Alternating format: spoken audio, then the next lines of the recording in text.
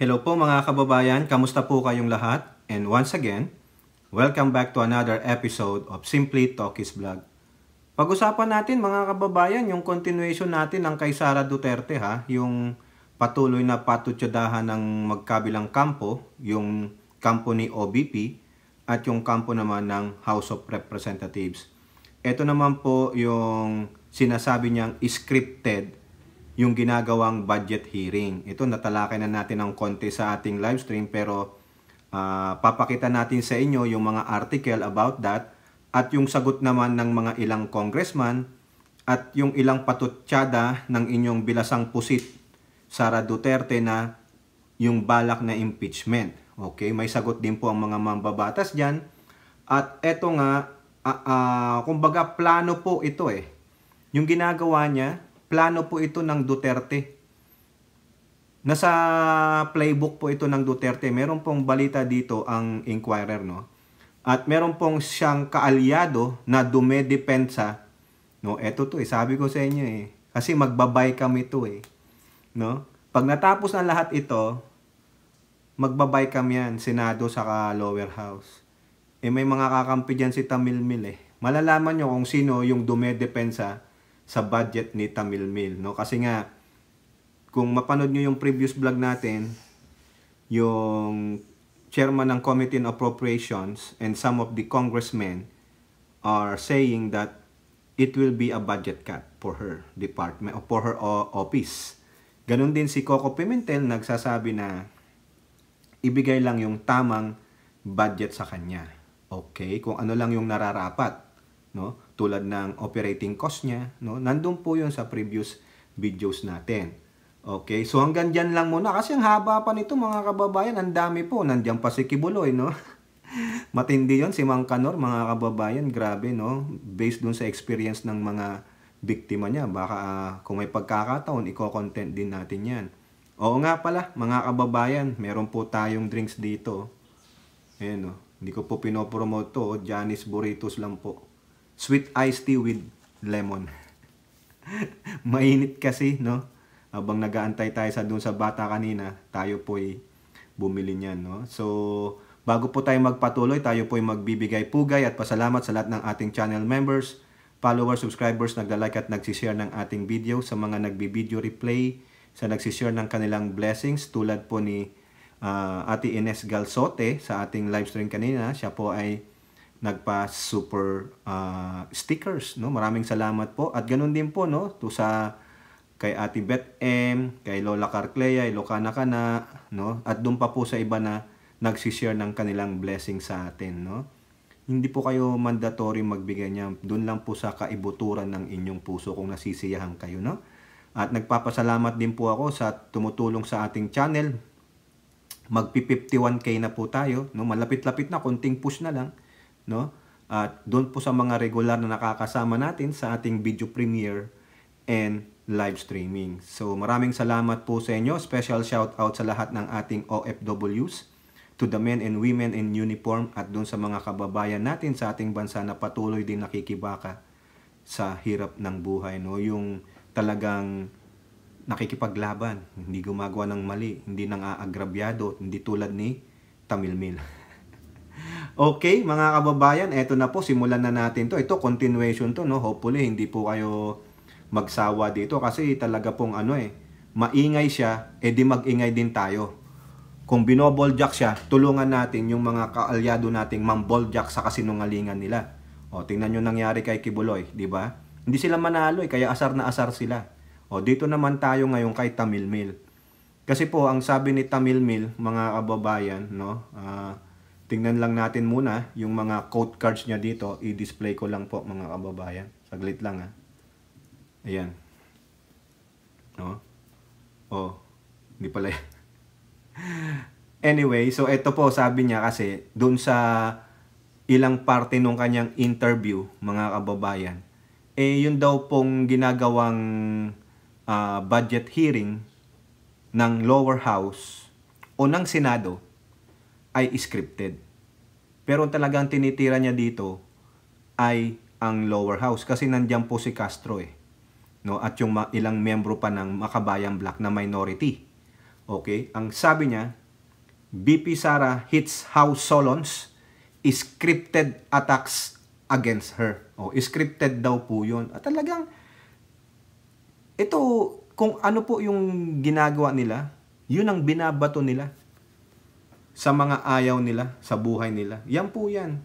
Lawmakers at the House of Representatives have a plan in place to attack her during the deliberation for the office of the Vice President proposed. Ayan po ang sabi ni Duterteng pusit. Ha? In the third part, may third part pala ito, yung video niya. A transcript of which was released by the OBP. The official said that questions thrown at her during the August 27 budget hearing were not about the OBP's proposed budget, but they were about the confidential funds she sought back in 2023. Duterte also said these queries were scripted. Isa lang ibig sabihin yan. Hindi mo kayang ipaliwanag. Nang hingi ka ng budget, nung na-audit ka, may mga disallowance, may mga na-findings ang COA na mga mali. Ang question sa'yo ngayon is ito. Kinikilala mo ba ang Commission on Audit bilang isang ahensya ng pamahalaan na merong mandato na mag-audit ng mga budget na ginastos ninyo, ng mga perang pinaglaanan nyo ng pondo, kung tama o mali, may mga corresponding mga resibo at patunay na ganitong nyo nga ginastos ang pera? Kinikilala mo ba ang COA? O hindi? Tulad din ng tatay mo. Ayaw mo matatanong. Di ba? Bakit? Kasi kulang ka. Kulang ka sa tamang sagot. Hindi ka makapag-explain kasi kulang, may kukulungan ka. Bobo ka.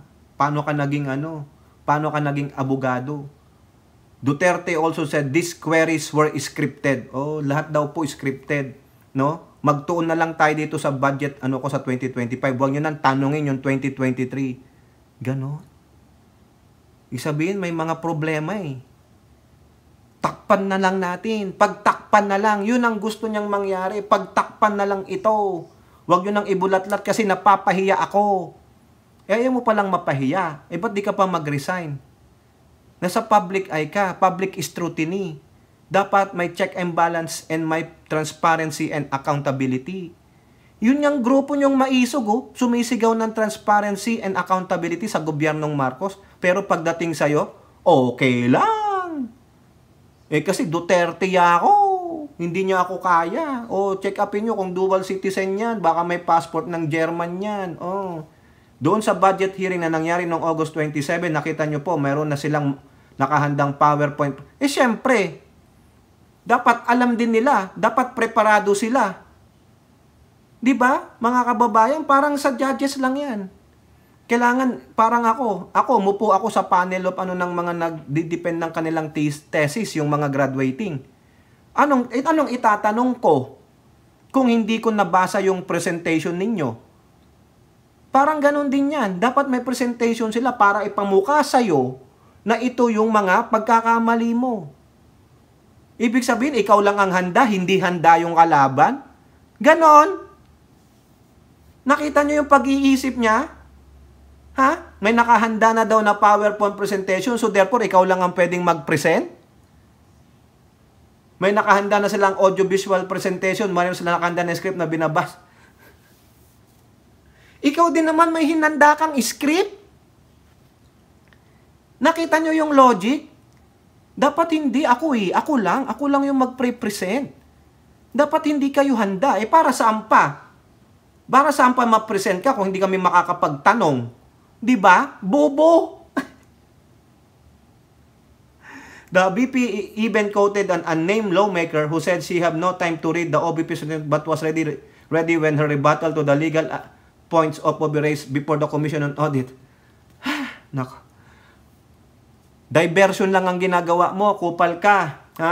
This, Duterte said, proved that there was a plan. Dun lang pala Yun lang, yung nag-iisang unnamed lawmaker na hindi mo naman alam Wala kang patunay. Yung sinasabi mo lang, ba't hindi mo i-name? Name names. Para malaman natin. Diba? Wow! Lulusot at lulusot mga kababayan. Pero ako po hindi naniniwala eh. Kayo ba naniniwala sa sinasabi niya? Scripted. Wow, ang galing. Bawal palang magbigay ng presentation yung mga HOR.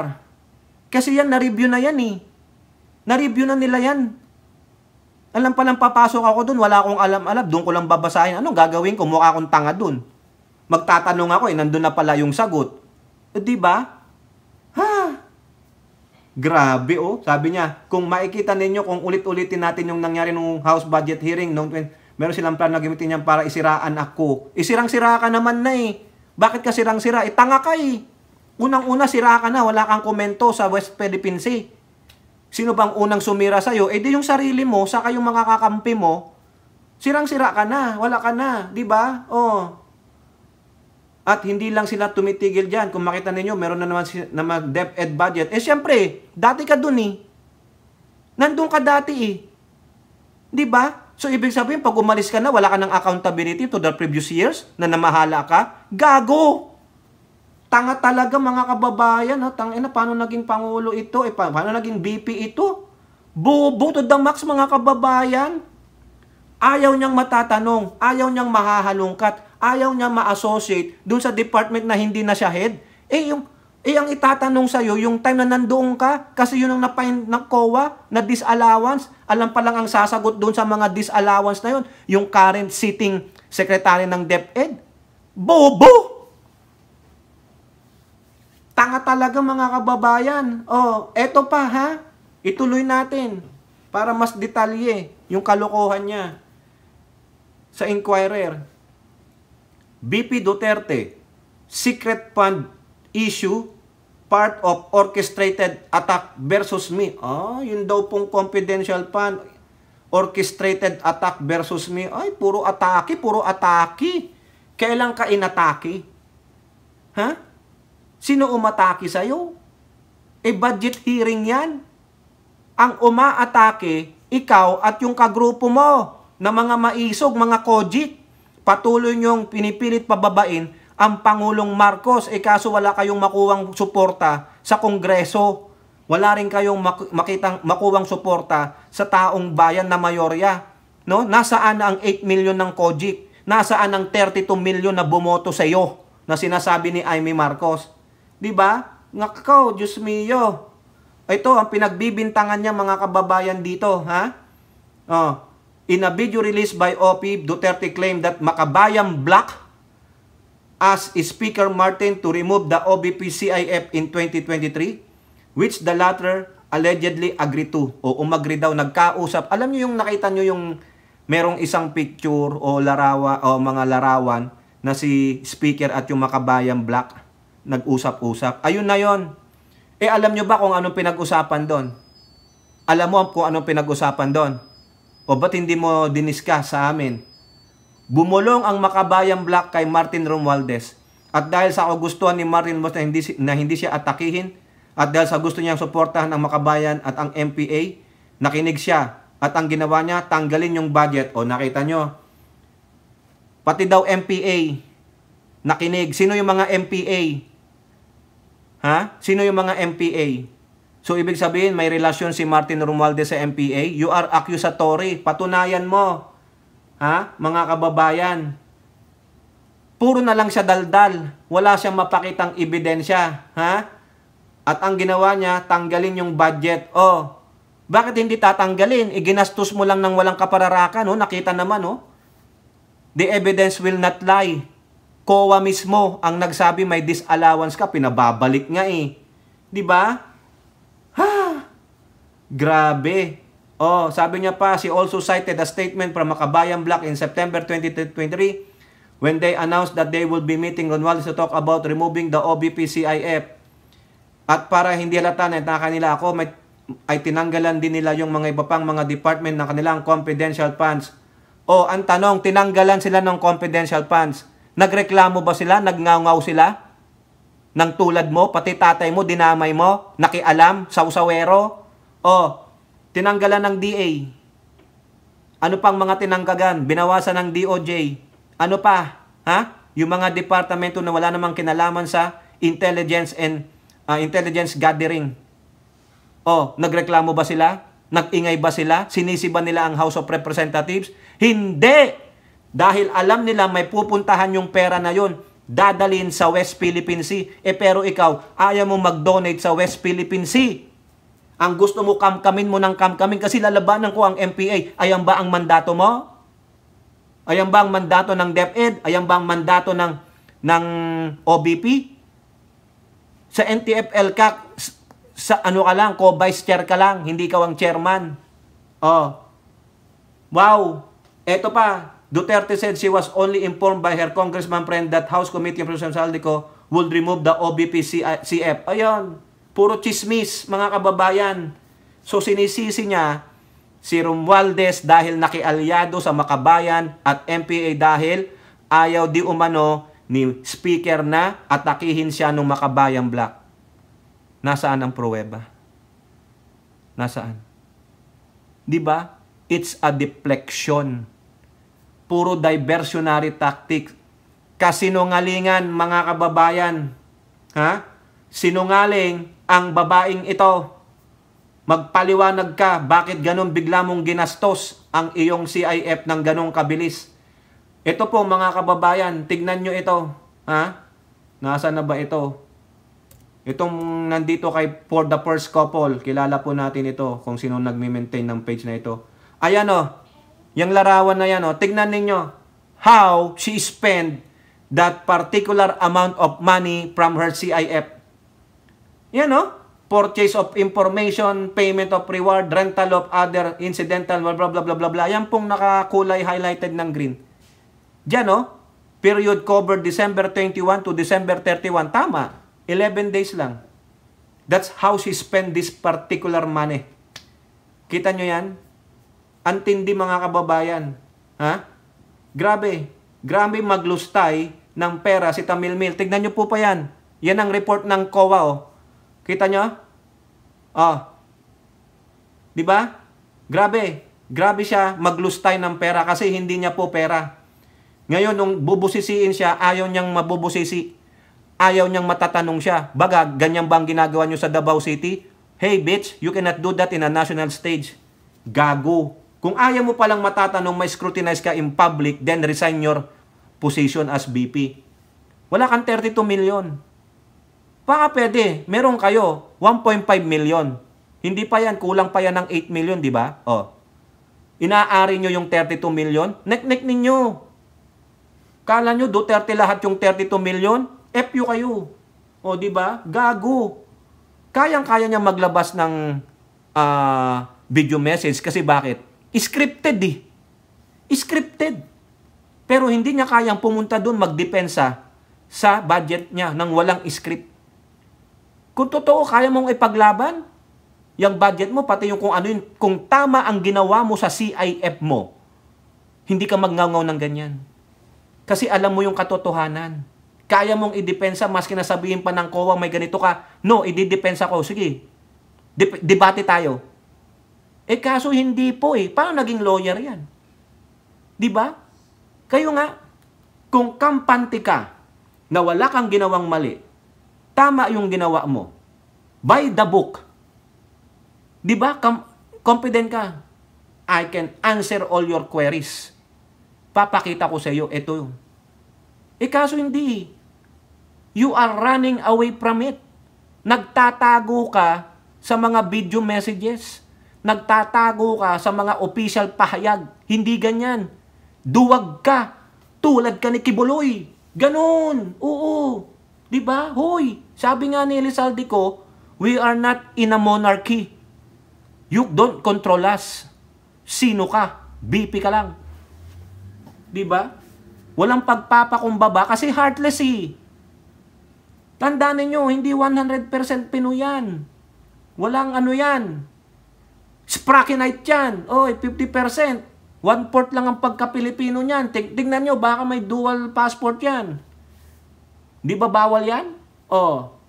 So ito po mga kababayan, binalikan po siya. Ha? Sabi sa politiko, House fires back. It's Sara Duterte with the scripted answers on fund use. Ayan, yari ka. Sabi po ni La Union Representative Paulo Ortega said that it was Duterte who has scripted answers to the questions regarding her use of confidential funds and the proposed budget during the August 27 budget hearing. Meron po akong nakitang may script. Paulit-ulit po yung sagot niya. Binabasa na niya yung script niya. Okay, tamo, ikaw pala eh. Tama naman si Ortega. May linyahan po sila. Hindi po siya makakasagot kung wala siyang script, hindi niya sa ulo. Tanga kasi yung bobo. Oh, kami po, wala po kaming script. Wala naman pong senaryo. Wala pong ganon. Pero lahat po ng sagot ng Vice President, binabasa po yung script. Yun lang po masasabi ko. Huling-huli ka pala eh. Ha? Nakita namin na very constructive yung House when it comes to questions. Nothing personal, nothing political. Alam nyo naman yan, sa HOR, very demure, very mindful yung members. Wala kahit anong diversionary tactics. Correct. Ang trabaho namin ay magbusisi at magtanong at ang trabaho nila ipresenta yung budget at sagutin yung mga tanong. Ganun lang naman po kasimple. O yun ang sabi ni Ortega. O di ba? Ano ang sabi ni Jude Asidre ng Tingog Party List? It is a very convenient reason to claim we're working off a script. In an appropriations committee meeting, there are around 50 people coming from different persuasions, different districts, and different perspectives. Galing naman siguro ng scriptwriter na kaya niyang pag-isain ang lahat. O, di ba? Scriptwriter. Eh, siya nga may scriptwriter. Yung mga pahayag niya, hindi siya yun. Pag nagbibideo nga yan, binabasa niya eh. Gago yan eh. Bubo.